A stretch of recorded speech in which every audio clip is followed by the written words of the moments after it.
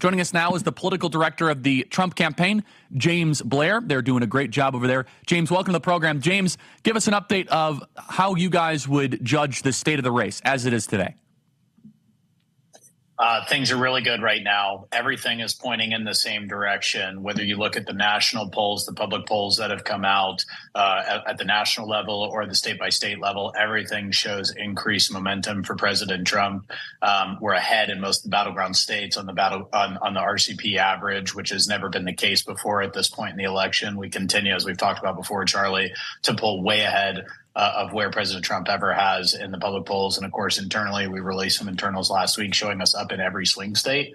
So everything looks really good right now across the board.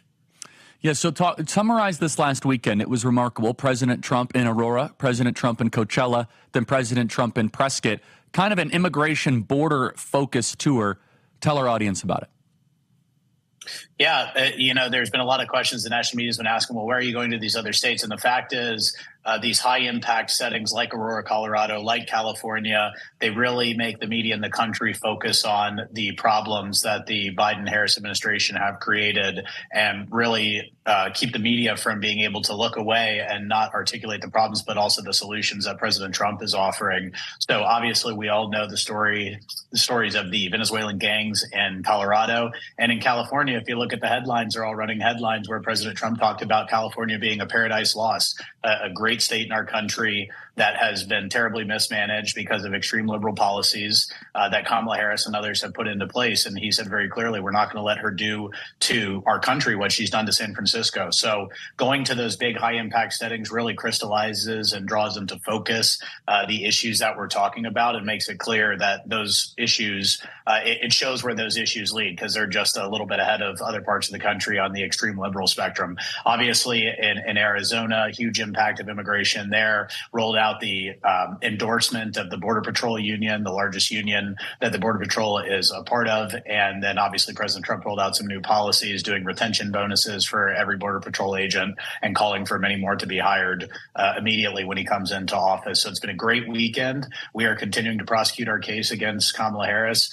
whether that's open borders, failed economy, standing in the world. And it is very clear from the polling and sort of what you hear and see on the ground that that message is really resonating with voters, and especially those critical remaining few undecideds that are yet to make up their mind in these final stages. And that is an increasingly smaller universe than prior elections, right, James? Can you talk about that? This is more of a turnout election than persuasion in these last moments. Yeah. At the end of the day, when you get down to the end, it really comes out to turning out your voters. But, the undecideds did start a little higher, frankly, than they were in 16 or 20. And we've seen those people collapse towards President Trump's in the shrinking universe. The underlying numbers looks like they're prepared to break for President Trump as well. But at the end of the day, everything starts with turnout. We have to turn out our voters. We have to maximize our base. So any of those swing voters that come our way are just gravy on top. Fortunately, the party has expanded tremendously since 2020.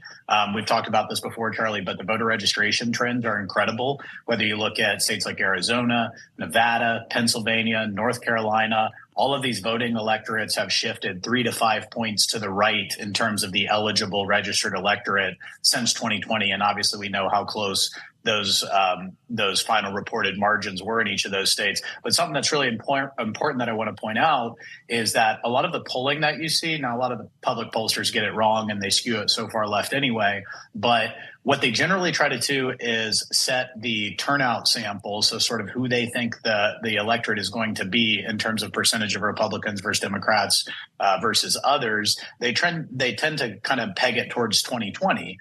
And so we're polling so far ahead when looking at the electorate as if it was the 2020 electorate. But the fact is, the electorate has shifted 3 to 5 points to the right in all of these places. So there's a good argument to be made that President Trump's support is always underrepresented in the public polls. We know that in the averages. He's always outperformed them by anywhere from 0.5 point to 2.5 points, give or take, depending on what state you're talking about.